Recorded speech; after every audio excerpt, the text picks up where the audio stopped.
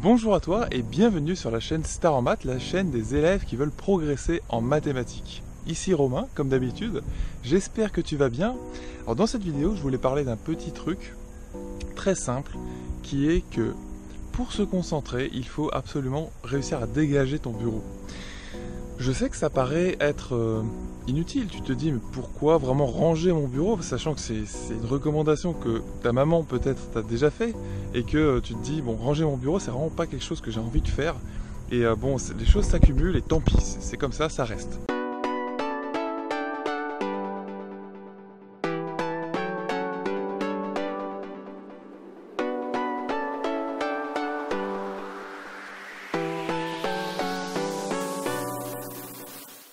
En fait, je pense que c'est vraiment intéressant, si tu travailles sur ton bureau, c'est vraiment, si c'est ton endroit de travail, eh bien, d'essayer de le dégager au maximum. C'est-à-dire de ranger et d'écarter, en fait, d'essayer de le vider le plus possible. D'écarter les livres que tu as laissés dessus, ou les affaires, peu importe, tu essaies de les mettre ailleurs. Parce que quand tu te mets au travail sur cet espace de travail, donc ça peut être ton bureau, ça peut être aussi une table dédiée à ça, je ne sais pas, eh bien, il faut qu'il y ait le moins de choses possible dessus, afin, en fait, que ton attention reste fixée, on va dire, sur ton objet de travail, tu vois.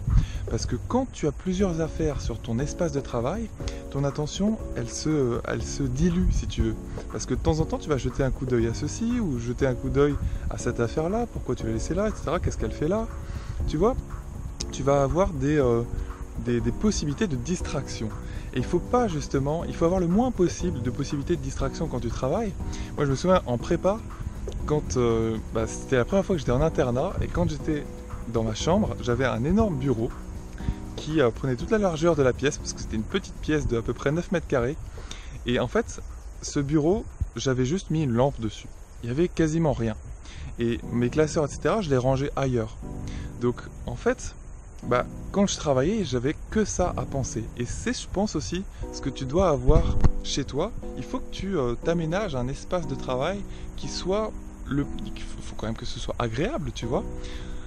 Mais il faut que ce soit bien dégagé, le plus dégagé possible, avec le moins d'objets inutiles, ou en tout cas, ceux qui vont voler ton attention pendant que tu travailles. Je t'assure que, mine de rien, ça joue énormément, et même si c'est des petites secondes, parce que quand ton attention est prise sur un objet, tu vois, tu te remets à penser à l'histoire de cet objet, qui c'est qui l'a amené là, etc. T'es parti en fait. Hop, tu t'es écarté du chemin de ton travail. Donc du coup, ça fait quelques secondes de pensée, on va dire, de rêverie. Et cette rêverie, quelques secondes, plus quelques secondes, plus quelques secondes, ça commence à s'accumuler, ça fait beaucoup, tu vois. Et ça voudrait dire que si jamais tu n'avais pas ces rêveries-là, ces moments de distraction, eh bien, ton temps de travail serait beaucoup plus court.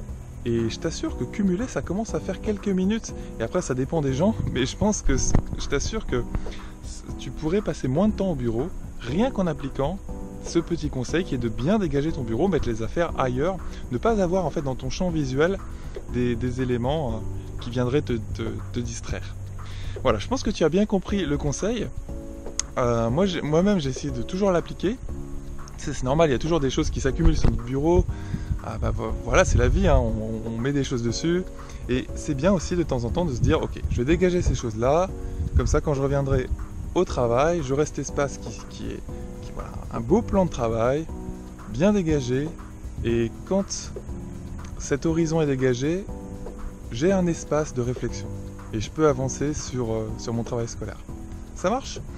Voilà, je te dis à la prochaine dans la vidéo de demain. N'hésite pas aussi, si tu as des questions, par exemple par rapport au premier cours que tu vois, tu peux taper dans YouTube Star en Maths et le mot-clé lié à ton chapitre. Comme ça, tu risques à mon avis de trouver une vidéo que j'ai faite sur le sujet qui pourra t'aider à mon avis. Donc que ce soit un exercice sur les polynômes du second degré, ou sur les vecteurs, ou sur la fonction exponentielle si tu la vois en terminale. Tu vois, ce genre de choses, tu tapes Star en Maths et le mot-clé pour trouver l'une de mes vidéos sur YouTube. Voilà. Je te dis à la prochaine dans la vidéo de demain, et n'hésite pas aussi à télécharger mon guide. J'ai du mal à terminer cette vidéo, hein. C'est parce que j'ai envie que tu télécharges ce guide, parce que je suis sûr qu'il peut t'aider, parce que j'ai reçu des témoignages de gens qui ont lu ce guide, qui m'ont envoyé un seul message au cours de leur lycée, de 3 ans de lycée qu'ils ont eu, et ils m'ont dit « Merci beaucoup Romain, en appliquant les conseils de ce guide, eh ben, j'ai vraiment réussi à augmenter ma moyenne tout seul. » Tu vois, sans mon aide, sans l'aide d'un prof particulier, juste avec leur propre travail. Donc, essaie. Tu vois, essaie de le faire. Tu peux télécharger mon guide donc en venant sur mon blog Star en Maths TV. Tu rentres ton email et tu reçois le guide directement. C'est un PDF qui fait 26 pages et il est facile à lire.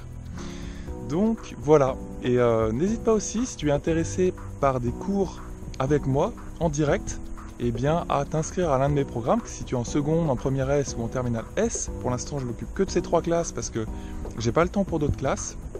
Et tu peux venir sur mon blog pour ça et te renseigner avec l'un de tes parents parce que ça n'est pas gratuit, mais tu te renseignes avec l'un de tes parents et tu regardes si ça t'intéresse et vous posez des questions si vous avez besoin, une question privée sur mon blog. Voilà, allez, cette fois-ci c'est la bonne, je te dis à la prochaine dans la vidéo de demain.